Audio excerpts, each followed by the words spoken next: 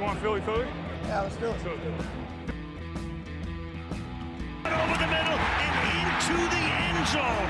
Zach Ertz for the touchdown. The Philadelphia Eagles are Super Bowl champions. Eagles fans everywhere, this is for you. Bonjour à tous et bienvenue dans l'épisode numéro 2 du Fly Podcast Fly qui doit son nom évidemment au fameux Fly. Eagles Flies, bah oui, c'est un podcast partisan, il faut bien le dire, c'est un podcast de fans, de ceux qui aiment les Eagles de Philadelphia et nous sommes évidemment avec Victor Roulier de Touchdown Actu. Salut Victor.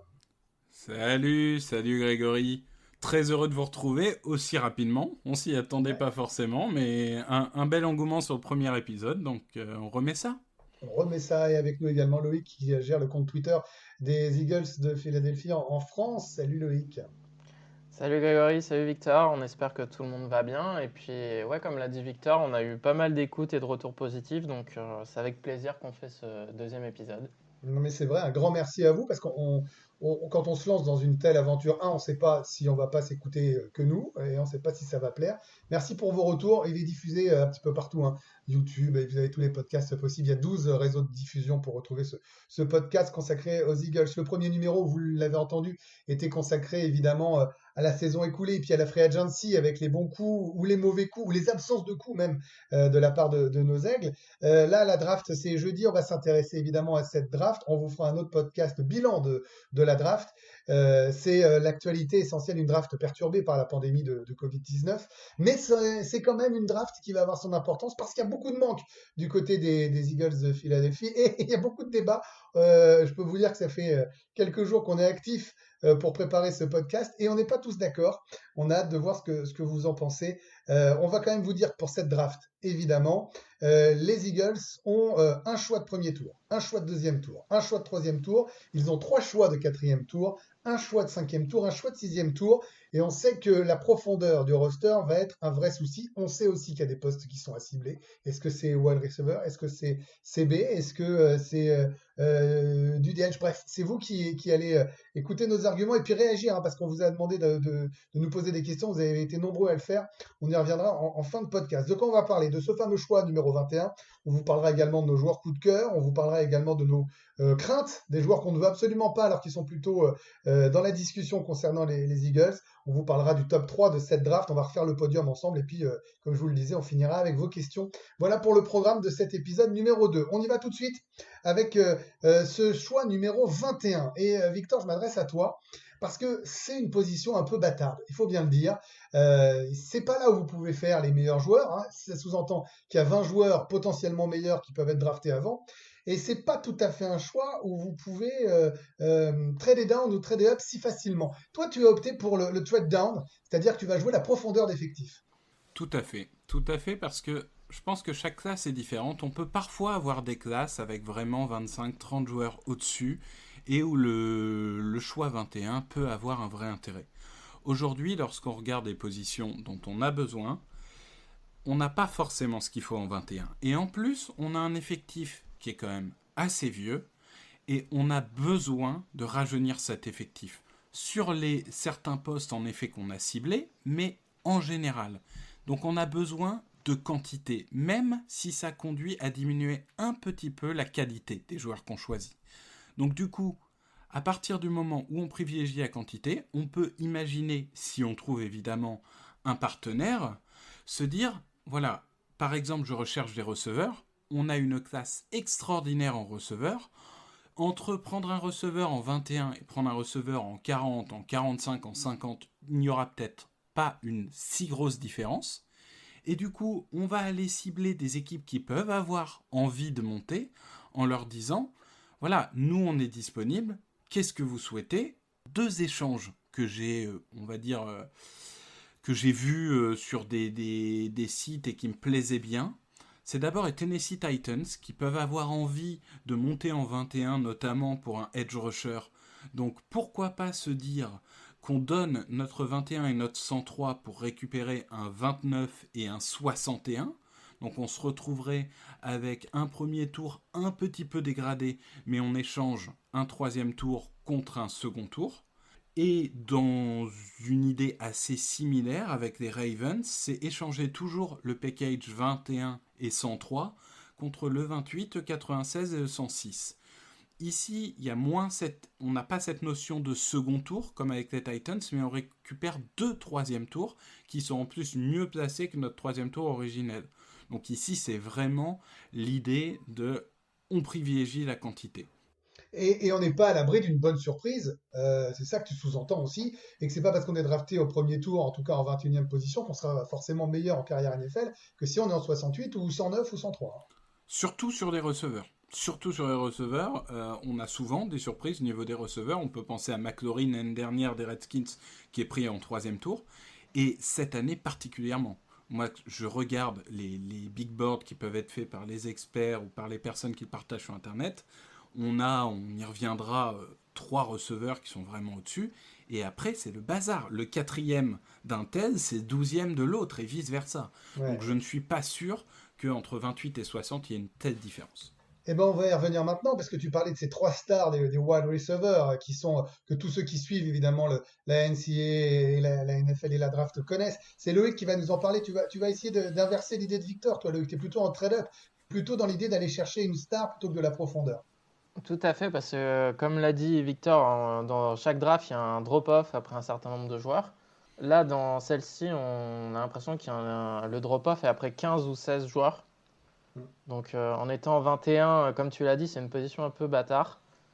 Et beaucoup d'experts sont d'accord pour dire que le joueur en 21 et le joueur en 60 aura plus ou moins la même value. Donc moi, je serais pour aller chercher un des 3 top receveurs. Parce que même si c'est une classe historique, c'est surtout qu'il y a une classe historique pour trouver des contributeurs. Et pas forcément pour trouver un receveur numéro 1. Et quand on regarde le roster des Eagles, receveur numéro 1, c'est un peu le need le plus important tout de suite et dans le futur. Même si tu peux bricoler avec DeSean Jackson et les tight ends. Mais il y a besoin d'un joueur de talent avec lequel Carson Wentz va grandir. Donc moi je suis pour monter, mais pas monter non plus à n'importe quel prix, parce que c'est vrai que l'argument il y a besoin de profondeur est correct, surtout qu'on n'a pas beaucoup drafté les 2 dernières années. Mais si vraiment on peut avoir un de ces 3 receveurs, je pense que ça ferait beaucoup de bien au roster. Faut pas oublier que Carson Wentz, c'est le plus gros investissement de la franchise. Donc moi, je suis pour, depuis le début, lui donner le plus d'armes possible. Même si on a vu en fin de saison qu'il était capable de faire avec pas beaucoup. Mais il ne faut pas que ça devienne une norme non plus. Ce qu'on a pu voir avec Aaron Rodgers pendant des années où, en gros, c'était « vas-y, Aaron, démerde-toi » et puis on t'aide pas. Et au final, ça n'a pas rapporté grand-chose.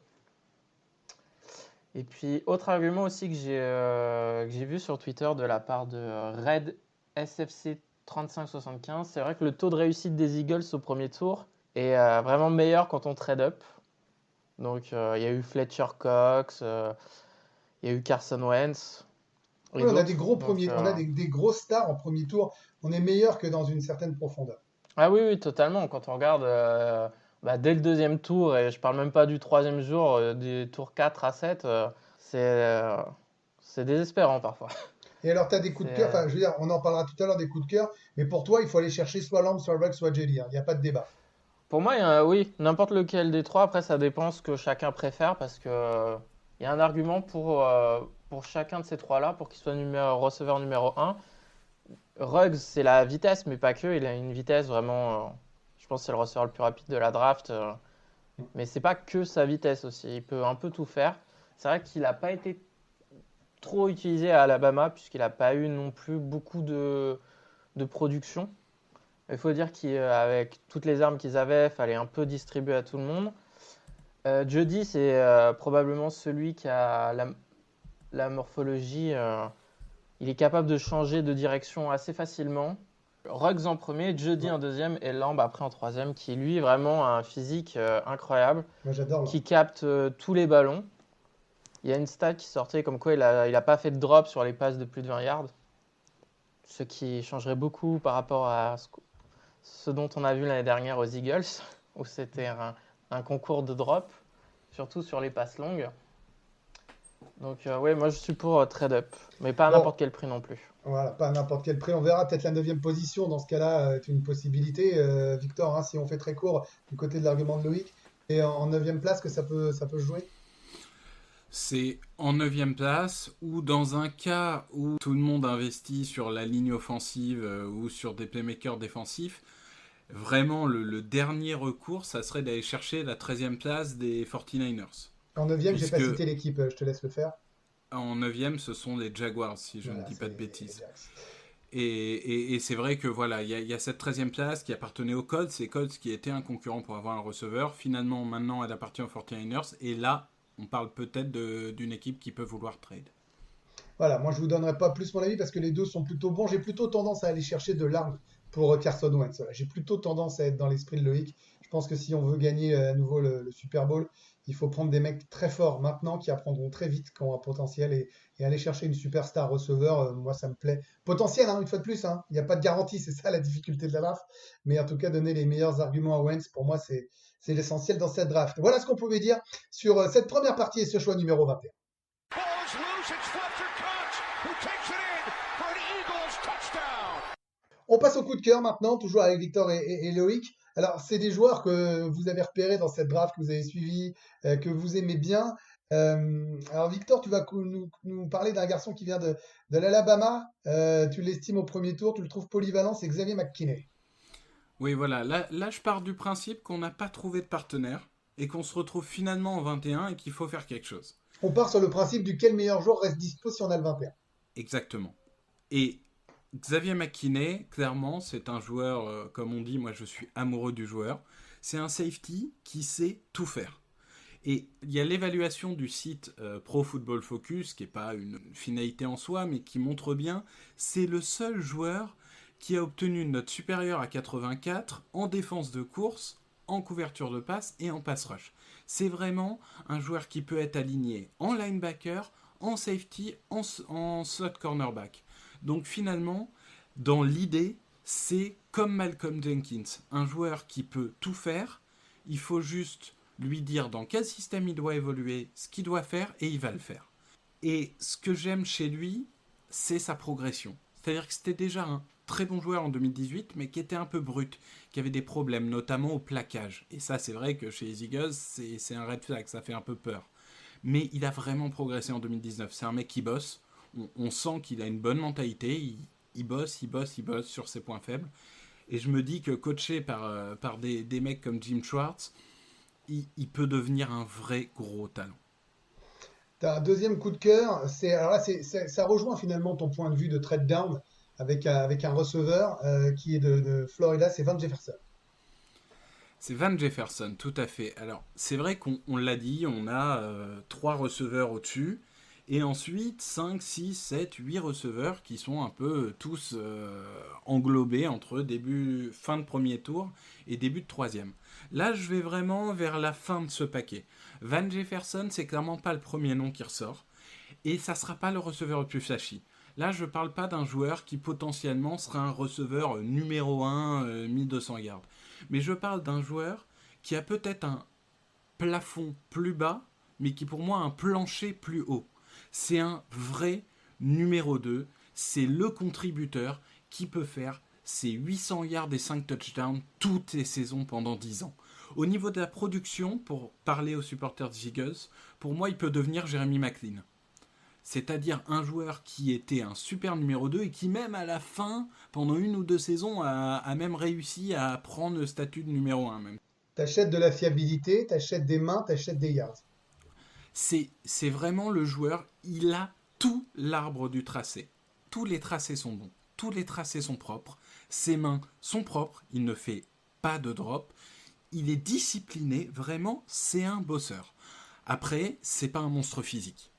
C'est clairement pas le joueur qui va aller chercher le 50-50 à 2,50 m de haut. C'est clairement pas le joueur qui va prendre deux défenseurs sur ses épaules pour aller gagner 6-7 yards en puissance. C'est pas le playmaker absolu. Mais si c'était le playmaker absolu, il serait pas en fin de second tour, début de troisième. C'est pour moi un bon contributeur. Ouais, moi je voulais juste ajouter pour Van Jefferson, beaucoup disent qu'il serait projeté plus haut s'il était plus jeune, puisqu'il est un peu plus âgé que la majorité des autres receveurs de cette classe. Il a 23 ou 24 ans, je crois. Oui, il a fait 4 saisons pleines. C'est un des rares qui a fait 4 saisons pleines en NCAA. Bon, après, ça peut lui donner de la maturité et un peu plus d'intelligence aussi, hein. Je veux dire, il y a aussi du pour et du contre. J'entends ce que tu dis, mais je veux dire, c'est quelqu'un qui pourra peut-être être plus NFL compatible plus rapidement qu'un sophomore ou qu'un freshman, hein. C'est ça, c'est quelqu'un de fiable, mais par contre, c'est sûr que c'est pas un potentiel illimité. Et on termine avec un gars de Utah State, David Woodward, un peu plus loin lui, hein, dans l'estimation. On est sur une fin de quatrième tour, début de cinquième tour. Oui, tout à fait. Alors, on est sur un talent troisième tour, voire même fin de second si il avait été en forme physique toute sa carrière universitaire. Malheureusement, c'est un joueur, on va dire tout de suite, qui a très souvent blessé. De gros problèmes de blessures tout au long de sa carrière universitaire. Alors autant quand on est les Eagles, j'ai pas tellement envie qu'on s'attaque à quelqu'un qui a été blessé au premier ou Non. au second tour. Au cinquième tour, on peut prendre le risque. Au cinquième tour, pour moi, c'est possible. Donc David Woodward, c'est numéro 9 de Utah State. Donc le même numéro que Bobby Wagner à l'époque. Bon, c'est pas exactement le même type de joueur. C'est un joueur intelligent, polyvalent. Il sait tout faire, il défend la passe, il défend la course, il blitz. Pour un cinquième tour, vraiment, s'il reste en bonne santé, c'est une aubaine. Là encore, c'est pas un monstre physique, c'est pas un linebacker puissant qui va pouvoir contrer un joueur de ligne, mais c'est pas ce qu'on lui demande. On lui demande de naviguer tel un espion et de faire les bons plays au milieu du terrain, et ça, il sait le faire. Et je pense qu'au cinquième tour, c'est un pari qui se tente. Un bon QB spy. Loïc, toi aussi maintenant, tes coups de cœur. Alors, il y a eu le wide receiver choisi par Victor, hein. Il nous parlait que je dise pas de bêtises, de Van Jefferson. Toi, tu pars plutôt sur Jalen Rigor de TCU. Exactement. Donc moi, c'est un joueur, je pense, qui pourrait être sélectionné dès le choix 21. Mm. Pour moi, c'est vraiment un playmaker dans cette draft. Il a une grosse vitesse. L'année dernière, avec le ballon en main, il a atteint une vitesse qu'aucun joueur NFL n'a atteint en 2019. Donc on parle quand même de Tyreek Hill, des Sammy Watkins ou qui vous voulez. Ça, si vous avez écouté le podcast numéro 1, vous avez bien noté que Loïc était totalement dépité par le manque de vitesse des Eagles. Donc là, il voit un dragster, il fonce dessus, hein. Ouais, c'est pas qu'un dragster en plus, parce que moi, ce que j'aime bien avec lui aussi, c'est qu'il attaque le ballon dans les airs. Il va pas attendre que le ballon arrive à lui, il va pas hésiter à aller au milieu des défenseurs et attaquer le ballon. D'ailleurs, je trouve qu'il est assez doué pour localiser le ballon. Après, son défaut, c'est ses mains, parce qu'il a quand même le deuxième taux de drop, je crois, de la classe, derrière Hamler. Donc c'est clairement quelque chose qui devrait être corrigé chez lui. Après, il a aussi retourné pas mal de ballons en special team. Donc il a mis des touchdowns en retour de punt notamment. C'est vrai que quand on le voit accélérer sur le terrain, on voit qu'il n'est pas à la même vitesse que les autres. Donc ce qui est aussi un point négatif, c'est qu'il avait un quarterback horrible Mm. qui lui a lancé 40% des ballons, ce n'était pas possible pour lui de les attraper. Non, mais parce que tu as raison, il faut imaginer ces mecs-là avec un Carson Wentz qui va te lancer la balle dans les 2 centimètres là où on l'attend. Ça change quand même tout. Exactement. Ça change quand même tout quand tu es receveur, hein. Ah oui, c'est sûr. Je pense qu'il y a aussi ces drops. Il y a peut-être une partie qui est due au fait que son quarterback, il devait plus le supporter, quoi. Quand tu as 4 ballons sur 10 qui te sont envoyés, dont tu sais que tu n'as aucune chance de les attraper, déjà. Ouais, c'est embêtant. On part à Notre-Dame. Julian Okwara en Edge, c'est ton autre coup de cœur, ton deuxième coup de cœur. Là, on est sur un joueur qui est estimé à quel niveau? Plutôt second tour, Loïc, c'est ça? Plutôt second tour, début de troisième tour. C'est vrai qu'il y a beaucoup d'edge qui sont projetés fin de premier tour, second tour, début de troisième. Donc là aussi, il n'y a pas vraiment d'ordre établi. C'est un peu comme cornerback ou wide receiver, ça peut partir dans tous les sens. Donc oui, moi c'est Julian Okwara. J'aime beaucoup. Je pense qu'il apporterait de l'énergie dans cette défense. Un peu comme Brandon Graham. Il est capable de gagner en vitesse ou en puissance. Il est plutôt discipliné et comme je l'ai dit, ouais, beaucoup d'énergie. Après, en négatif, il a eu quelques blessures. Et ça, en run defense, il faut qu'il s'améliore aussi. Et puis on termine Parce avec qu'il a- un autre. on termine avec un autre wide receiver, parce que là, tu nous as fait la petite surprise du chef. C'est-à-dire que voilà, on voit quelqu'un qui veut de la vitesse et qui a ciblé la faille offensive des Eagles, c'est-à-dire les wide receivers. Bon, on l'a tellement évoqué longtemps dans le premier podcast. Tu nous en rajoutes un deuxième en coup de cœur. Tu vois les Eagles en drafter deux assez haut finalement. Hein. Je pense qu'il y en a le besoin et vu la qualité, je pense que peu importe où on va choisir, de toute façon, un receveur sera dans les meilleurs joueurs du board, quoi qu'il arrive. Donc là, c'est Tyler Johnson de Minnesota. Donc là, il est estimé 3e, 4e tour. Pourquoi pas fin second, suivant comment ça se passe. Donc c'est un joueur qui serait sans doute plus adapté dans le slot en NFL. Ou pourquoi pas en receveur numéro 2. Pour moi, je trouve qu'il arrive à obtenir pas mal de séparation avec ses tracés. Mais il est aussi capable de gagner en catch contesté. C'est un joueur qui est dur, qui sait bien localiser le ballon aussi. Après, j'ai lu qu'il y avait 2-3 interrogations sur son comportement, qui a priori était un red flag pour certains scouts. Il a quelques drops aussi. Et les capacités. Tous, parce que de toute façon, il n'y aura pas un prospect. Compte, quoi. Exactement, il n'y aura pas de prospect parfait. Il y aura toujours du positif et du négatif. C'est à voir si le négatif, tu peux le corriger ou pas. Ouais. Voilà pour vos coups de cœur. Moi, j'aime bien Van Jefferson. Tu vois, tout à l'heure, j'étais plutôt pour le trade-up de Loïc par rapport à toi, Victor. Mais Van Jefferson, moi, j'aime bien les gars fiables. Et tu vois, par exemple, on a Greg Ward dans l'effectif. Et on l'avait dit, on le répète à nouveau, puisqu'on est dans les wide receivers, c'est quand même quelqu'un qui a pas relâché un ballon, en fait. Dès qu'on lui envoyait la balle, elle a été prise. Et pareil, c'est ce que disait Loïc sur son joueur, c'est pas, ou ce que tu disais, toi, sur Van Jefferson, Victor. C'est pas quelqu'un qui va faire 50 yards derrière. Mais par contre, quand tu vas lui envoyer une balle à 6, 7, 8, 9, en deuxième ou troisième tentative, et que tu vas avoir besoin de la passer, cette fameuse ligne, et tu es bien content d'avoir ce mec qui va te la prendre, et quitte à ce qu'il mette le genou derrière parce qu'il est bloqué, au moins ta balle elle est là et tu peux continuer à avancer. Et je pense que c'est, en plus d'avoir des DeSean Jackson, et si on va chercher Lamb au premier tour, si je rejoins ma théorie et celle de Loïc au premier tour, tu as besoin de mecs fiables. Et je trouve que des gars explosifs plus des mecs fiables, tu commences à avoir une équipe de receveurs qui va avoir de la gueule. Voilà, ça c'est mon point de vue. Je voudrais juste réagir sur le choix des deux receveurs qu'a fait Loïc. Il y a quelque chose que j'aime bien dans ces arguments, c'est que on pense souvent à la vitesse. C'est vrai, c'est très important pour un receveur. Mais il y a aussi la séparation. C'est vrai que la séparation, pour être schématique, c'est la manière dont le receveur va réussir à créer une distance entre lui et le cornerback. Certains vont le faire par la vitesse, d'autres par des cuts qui vont être très très bien exécutés, d'autres par des feintes, des mouvements du corps qui vont emmener le défenseur ailleurs. Mais c'est vrai que c'est quelque chose d'important parce que un quarterback, même si c'est le meilleur de la ligue, il y a des moments où il a besoin de respirer. Il a besoin d'avoir des passes faciles.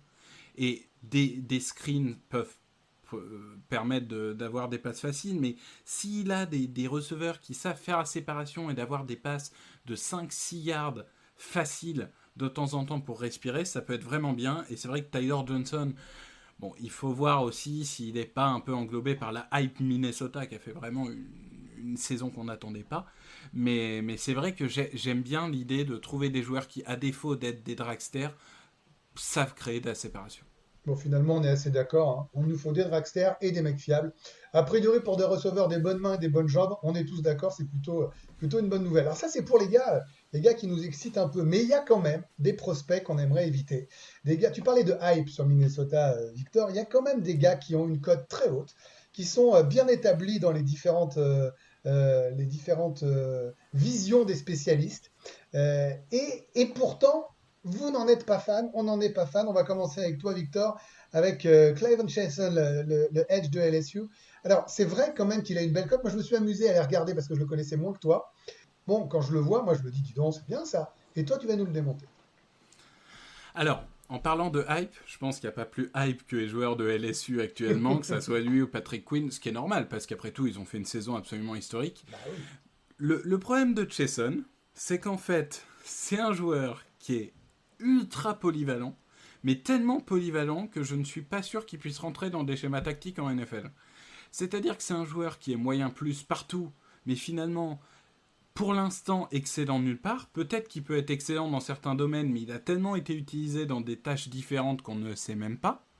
C'est un joueur qui finalement a eu une carrière assez limitée en universitaire.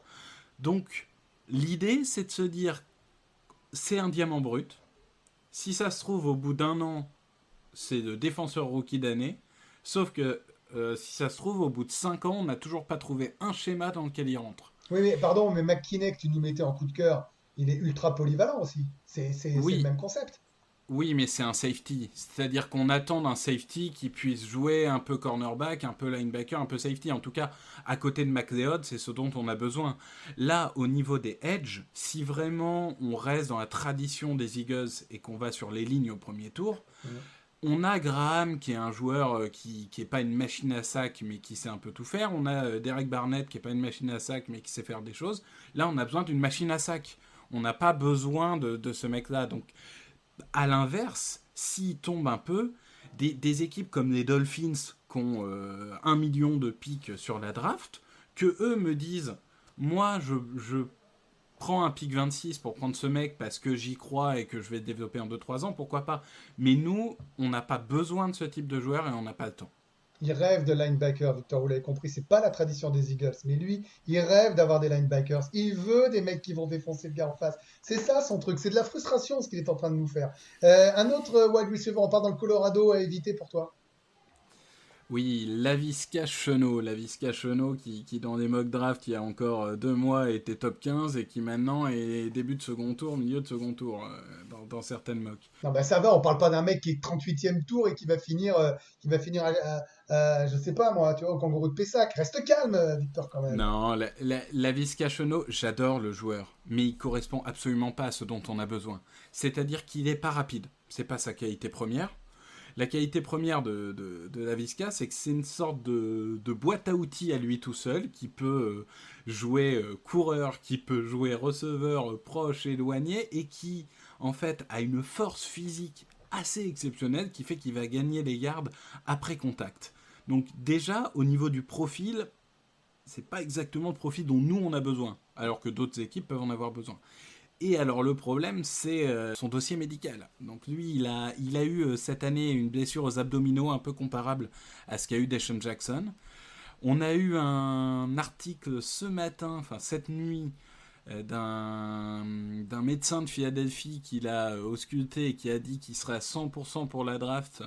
Et dans le rapport médical, il dit qu'il est formidable, c'est terrifique, il est génial, donc bon, tant mieux pour lui. Je reste quand même, dans cette période où malheureusement les médecins des clubs ne peuvent pas vraiment aller étudier des joueurs, je suis pas sûr que les Eagles prendront le risque sur un joueur comme ça. Ouais, je voudrais ajouter aussi sur Shenault et son histoire de blessure, c'est pas que cette année, puisqu'il a jamais fait une saison complète Jamais. à la fac. Et c'est typiquement le genre de choses dont on n'a pas besoin parce que des joueurs qui font pas des saisons complètes, on en a plein. Voilà, ça, Exactement. c'est un peu le problème. Et puis on termine un peu plus rapidement, Victor, avec Cameron Dantzler, un cornerback de Mississippi State. Voilà, Cameron Dantzler qui est typiquement le Razoo Douglas, c'est-à-dire le joueur dont tout le monde se dit « Ah, ça serait une bonne idée de prendre au 4e tour ». Je prends cet exemple-là parce que Grégory adore Razoo Douglas, il a son maillot sur les épaules tous les soirs. Pour moi, c'est un joueur qui manque de vitesse, qui manque d'anticipation, qui manque de physique, qui en presse se fait bouffer à peu près une action sur 2. Il est monté à un moment dans les mocks, là il est redescendu, moi j'attends qu'il redescende encore et même en 6e tour j'ai pas envie de prendre, quoi. C'est vraiment le joueur, je me dis je dois louper quelque chose mais clairement c'est pas possible pour moi. Loïc, toi tu nous parlais de wide receiver dans les coups de cœur, et ben il y a aussi un wide receiver que tu ne veux pas drafter, c'est T. Higgins de Clemson. Alors, c'est pas drafté, mais c'est pas drafté au premier tour. Ah oui, d'accord, tu le veux bien éventuellement gratos. Ouais, parce qu'au premier tour, comme disait Victor quand il parlait de séparation, bah, T. Higgins, moi quand j'ai regardé ses vidéos, je trouvais que ça manquait de séparation. Donc il a des qualités athlétiques et physiques. Mais pour moi, on peut appeler ça un espèce de traumatisme de la saison 2019 des Eagles. Pour moi, je vois Alshon Jeffrey ou J.J. Arcega-Whiteside en plus athlétique. Donc un gars qui n'est pas capable de se séparer et qui va juste de temps en temps gagner des catchs contestés. Moi, je ne veux plus ce genre de receveur. J'ai eu ma dose. Je veux des gars qui arrivent à être open régulièrement, pas une fois de temps en temps. Vraiment quelqu'un qui arrive à gagner c'est 1 contre 1 assez régulièrement. Donc, je ne préférais pas qu'on prenne ce genre de joueur en 21. Après, À voir. on Et verra puis, bien. tu veux pas non plus de profil répétitif. Par exemple, ça pourrait être le cas d'un AJ Epenesa. Exactement. Donc, pour moi, il ressemble un peu à Derek Barnett. C'est-à-dire qu'il a un profil athlétique limité et un ceiling limité. Donc, je pense que ça peut être un bon joueur en NFL. Mais c'est pas un joueur que j'ai envie que les Eagles prennent de nouveau au premier tour. Je préfère qu'on parie sur ce genre de joueur un peu plus tard. Si par exemple il est disponible au pick 53, bah là j'aurais aucun souci à ce qu'ils le prennent. Mais ouais, non, moi je préfère des joueurs qui amènent un peu plus de vitesse en défense. Tu veux pas gâcher ce premier tour, quoi. Grosso modo, tu veux que ce soit vraiment une arme, quoi. Clairement, il y a pas d'autre chose. Si on est 21 ou si on arrive à monter 9, 13, il faut qu'on prenne alors peut-être pas un franchise player, mais quelqu'un qui marquera quand même. Bah, qui va avoir un impact, ouais, et qui va vraiment je crois qu'on va revenir, je reviens encore dessus, j'en ai déjà parlé au premier podcast, mais la vitesse. Après, c'est pas que la vitesse qu'il faut, mais il faut vraiment rajeunir et que cette équipe soit plus rapide sur le terrain en attaque et en défense. Et on termine rapidement avec Javon Kinlaw. Oui, alors les Eagles ont fait beaucoup de diligence sur les defensive tackles, Mm. même après la signature de Javon Hargrave. Moi, Javon Kinlaw, ce qui m'inquiète principalement, c'est ses blessures. Parce que ça faisait déjà plusieurs semaines, moi, qu'il parlait de sa blessure au genou.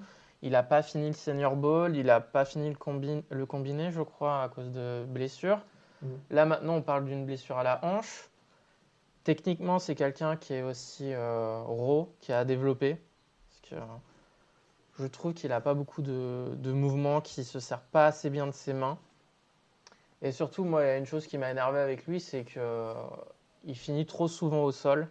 Mm. Et moi, pour un lineman défensif ou offensif, ça m'énerve. Un joueur qui se fait déséquilibrer à tout va. Évitons les gars qui vont se blesser, évitons les gars qui vont pas apporter grand-chose.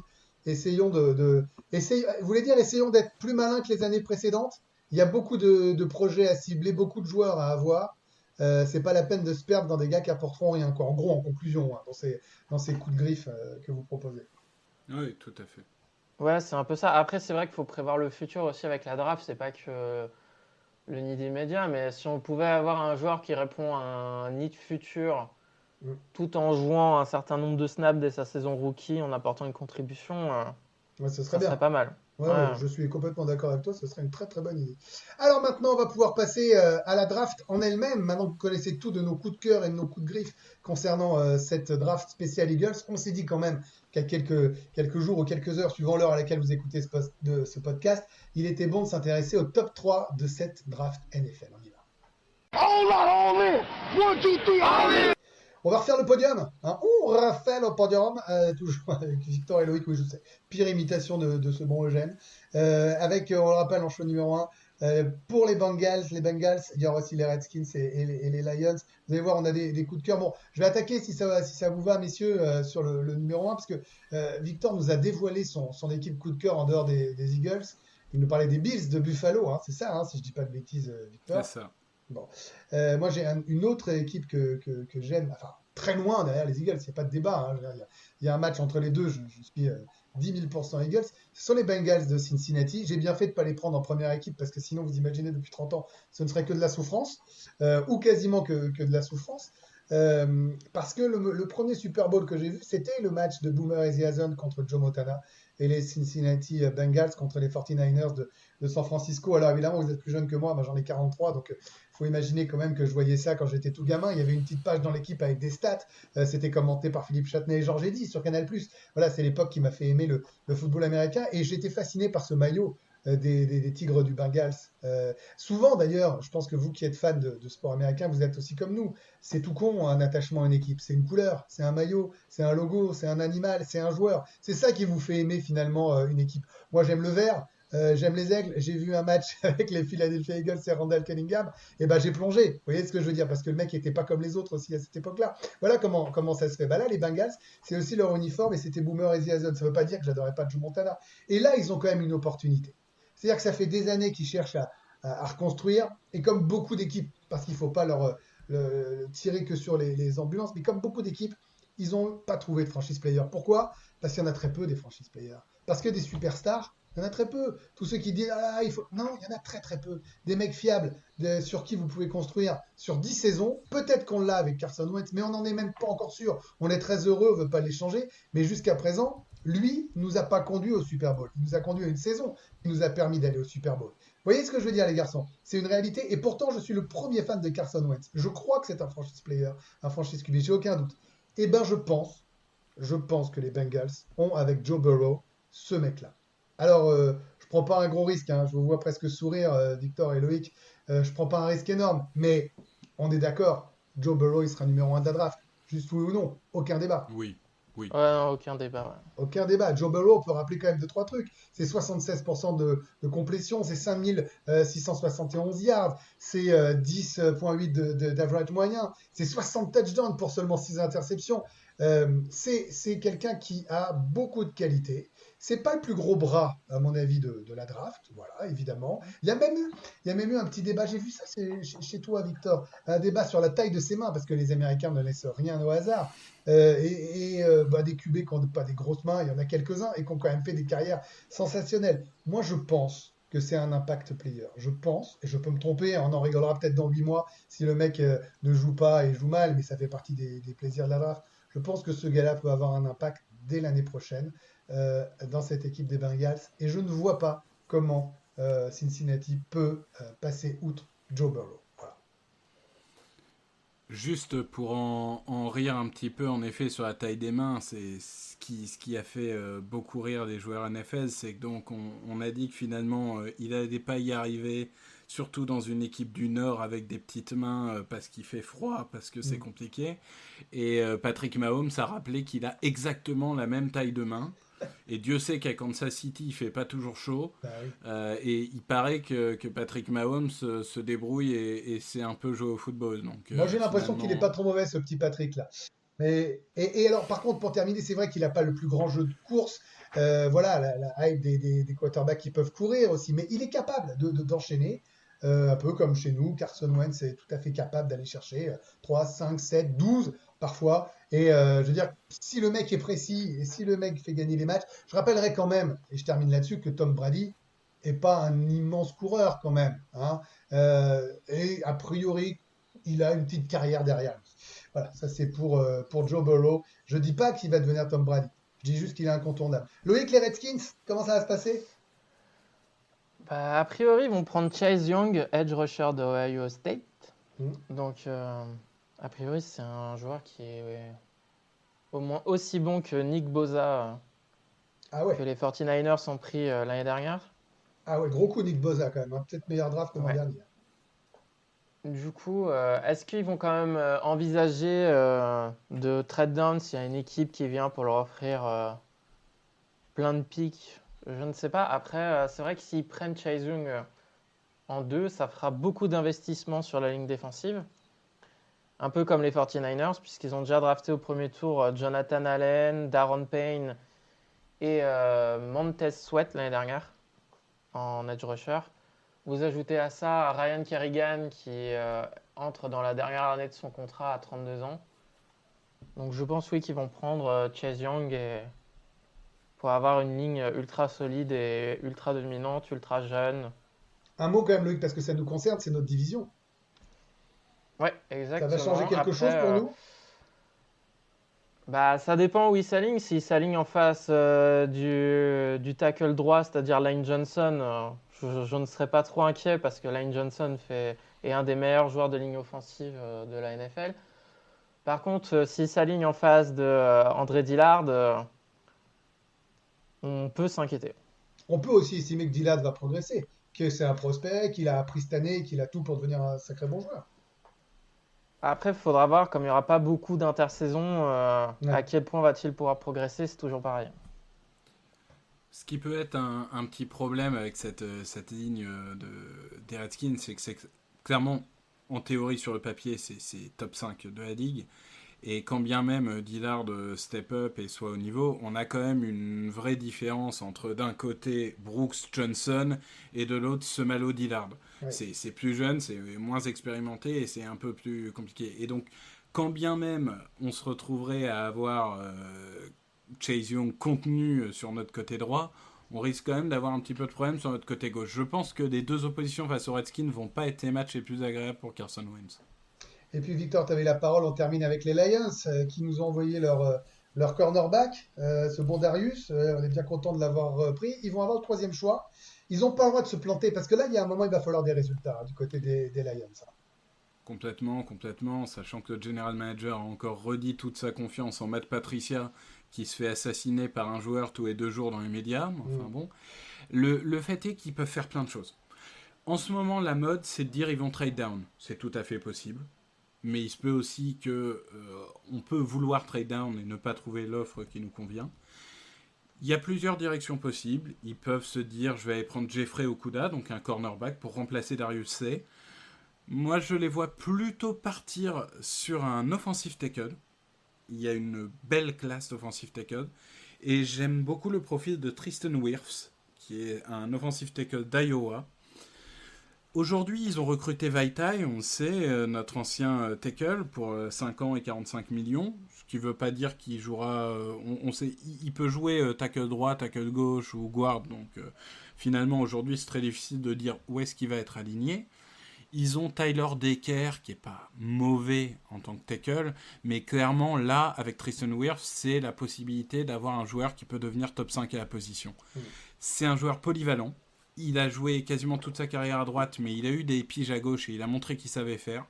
Il a une capacité physique XXL, un combine impressionnant, un potentiel vraiment, vraiment haut.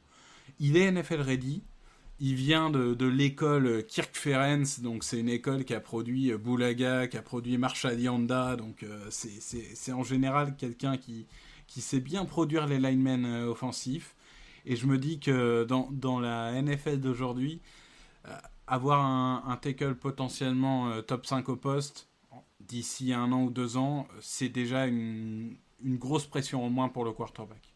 Voilà pour ce top 3 de la draft tel qu'on l'imagine. Vous vous doutez bien quand même que tout ça n'est pas d'une précision totale parce que la draft, ça peut évoluer jusqu'à la dernière seconde. C'est-à-dire que si nous, on ne sait pas, je pense que certains GM ne savent pas encore non plus.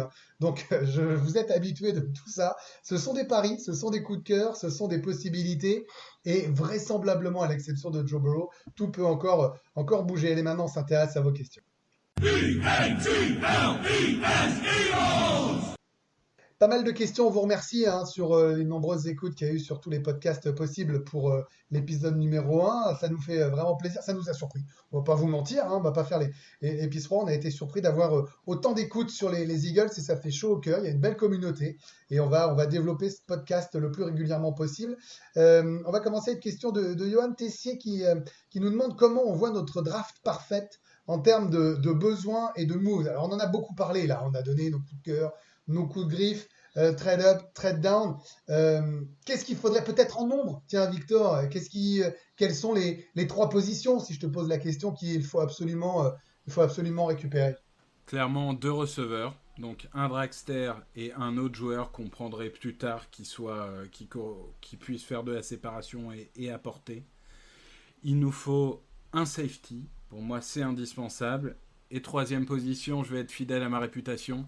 Je veux des linebackers. Même si c'est en 5e, 6e, 7e tour, c'est pas grave. Donnez-moi des linebackers. Parce que je veux pas voir des équipes faire des screens de 7 yards et remonter tout le terrain sur des screens l'année prochaine. Donnez-moi des gens qui... Même des plots, ça sera toujours mieux que ce qu'on a. Donnez-moi des linebackers. Il est mignon, Loïc Victor. Il a plein d'espoir, t'as vu, sur les linebackers, alors que c'est pas du tout notre ADN. Il faut que quelqu'un lui dise, et c'est toi qui vas devoir lui dire, malheureusement, ça va pas arriver. Ah si, quand même, j'espère qu'ils vont en drafter un, mais plus tard dans la draft, pas en 21. Ouais. C'est vrai que ça fait 40 ans qu'ils n'ont pas pris un au premier tour, donc... Mais est-ce qu'il y en a un qui vaut le coup? Tiens, on ne l'a pas dit ça. Est-ce qu'il y a un linebacker qui pourrait valoir le coup d'être 21 sur un craquage complet et un changement d'ADN? C'est ça la question. Moi, je crois pas. Non, pas pour moi. Éventuellement, Kenneth Murray, Patrick Quinn peuvent avoir des arguments. Ouais. Mais moi, j'allais dire... Non, pas 21. Moi, j'allais dire Patrick Quinn, ouais. Patrick Quinn ou peut-être un petit trade down. Et Patrick Quinn est vraiment excellent en couverture, donc dans la NFL d'aujourd'hui. Ça vaut pas 21, Loïc, on est d'accord quand même. Pour moi, en 21, il n'y a pas beaucoup de joueurs qui valent un 21, donc C'est la mon position board bâtard. est réduit à 1 ou 2 joueurs en 21, parce que je m'attends à ce que les top joueurs partent avant. Donc, Et alors, parce que je vous parle de la question de la place 21, toujours la même question. Euh, allez, Victor, tu vas prendre la main. Les rumeurs on parlait de César Ruiz, on en parlait nous avant d'enregistrer le podcast. Bon là, c'est un peu le débat du moment là. Vas-y, je te laisse recentrer le débat. Alors oui, donc César Ruiz, qui est donc un centre guard, qui est clairement le premier lineman intérieur de la draft aujourd'hui, même si certains peuvent avoir Cushenberry en premier, c'est pas déconnant, mais on va dire que dans la plupart des boards, c'est le premier, mais c'est pas une grande classe au poste. La question est de savoir est-ce qu'on doit prendre Ruiz en 21, notamment en se disant ça peut être un upgrade de Semalo en guard, ou ça peut être le remplaçant de Kelsey au centre dans 1 ou 2 ans. Moi, je suis contre pour 2 raisons. La première, c'est que je pense qu'on n'a pas le luxe de renforcer des postes qui sont déjà pourvus. On a tellement de trous en receveur, en safety, en cornerback qu'on n'a vraiment pas le luxe de dépenser un 21 sur un lineman intérieur. Et en plus, Ruiz, j'ai quand même du mal à le voir en 21. Pour moi, que les Ravens en 28 ou les Chiefs en 32, vraiment rich, déjà ça me paraîtrait étonnant. Moi je vois plutôt première partie de second tour. Alors en 21, ça me paraît vraiment tôt. On peut imaginer qu'on trade down et qu'en 40, on n'a personne qui nous plaît et qu'on le prenne. Bon, là, j'aurais peut-être un peu moins de mal à l'imaginer. Mais en 21, ça me ferait mal quand même. Mais c'est-à-dire que on en revient à ce qu'on disait en début de podcast, c'est vraiment une place où il va falloir être soit malin, de la profondeur, et on terminera avec ça, Victor, soit aller chercher un pari de futur superstar sur un wide receiver, par exemple, c'était l'option avec Loïc qu'on avait envie de défendre. C'est vraiment une position bâtarde où tu vas laisser passer quand même beaucoup de très bons joueurs avant, et tu n'es pas sûr que ton joueur drafté soit meilleur qu'un mec 60, 90 ou 100. C'est un peu le problème des équipes qui ont fait une bonne saison en playoff et qui ne peuvent pas aller chercher un top 3. Quoi. C'est l'histoire qui se répète chaque année dans la draft, hein, les copains. Oui. Après, moi, je ne serais pas surpris qu'ils prennent un lineman offensif au premier tour. Mais je pense qu'ils iraient plutôt sur un lineman offensif qui peut jouer tackle aussi. En tout cas, il y a beaucoup de pistes qui sont ouvertes. Vous avez vu, on a essayé de vous résumer ça de la meilleure des façons. Vous parlez de tous ceux qu'on avait envie de voir dans l'effectif, tous ceux qu'on ne voulait pas voir aussi dans l'effectif. Qu'est-ce qu'ils vont faire? Réponse jeudi. La draft, c'est ce jeudi, évidemment. On va la suivre avec attention. Et bonne nouvelle, on va la débriefer. On vous fera un podcast sur la draft des Eagles. Alors, la draft, en général, pareil, là, comme sur le top 3, les incontournables et les grosses surprises. J'imagine, Victor et Loïc, on n'en a pas encore parlé, mais on s'intéressera aux incontournables, aux surprises. Voilà, à tout ce qui s'est passé dans cette draft. Et puis, évidemment, on reviendra en long, en large et en travers sur tous les choix des Eagles.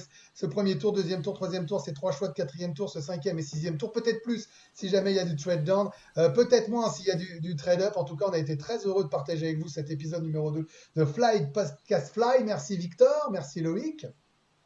Merci. Merci Greg.